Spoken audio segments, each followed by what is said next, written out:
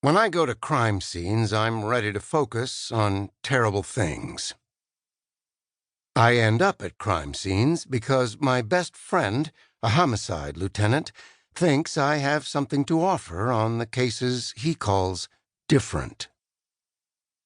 He rarely gives me details, wanting me to form my own impressions.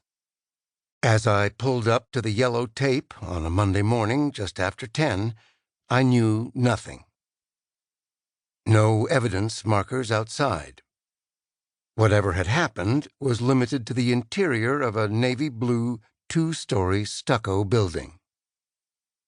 I gave my name to a uniform guarding the tape and was allowed to park in a red zone.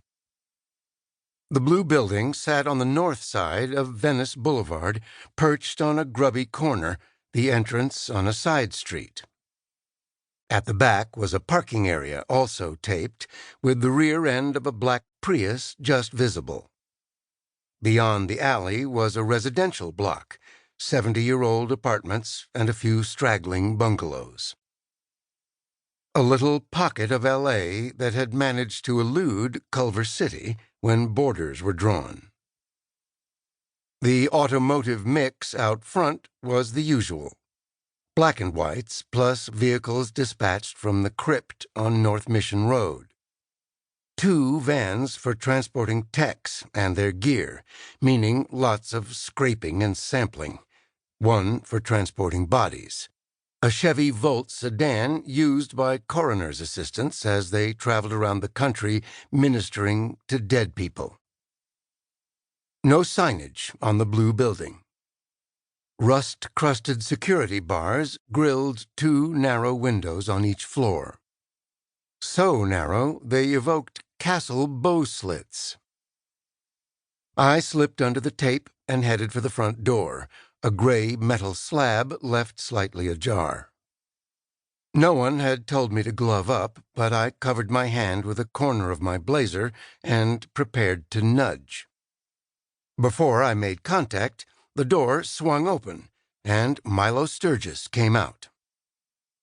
He wore a pessimistic black suit, a beige shirt stretched tight over his gut, and a skinny brown tie whose origins could be traced to a chemistry lab. Paper booties covered his desert boots.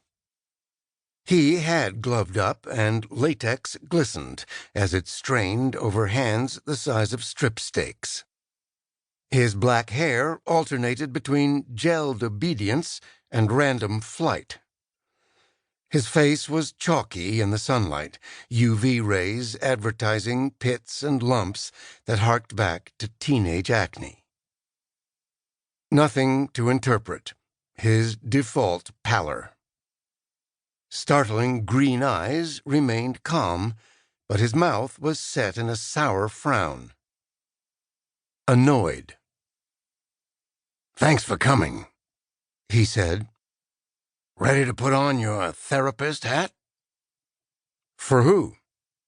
"Come on, I'll show you."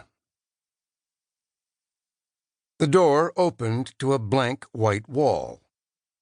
To the right was an alarm keypad. Less wall than knock-up partition. Pebbled, whitewashed fiberboard. No ability to mute sound. Lots of sound from behind the wall. Moans and gasps and sobs. Then a moment of breath-catching quiet, during which a woman said, "Try to relax," with no great sincerity. More sobbing. I said, "Someone's having a bad day." Milo said, "Not compared with the decedent. Hopefully you can calm things down so I can concentrate on the decedent."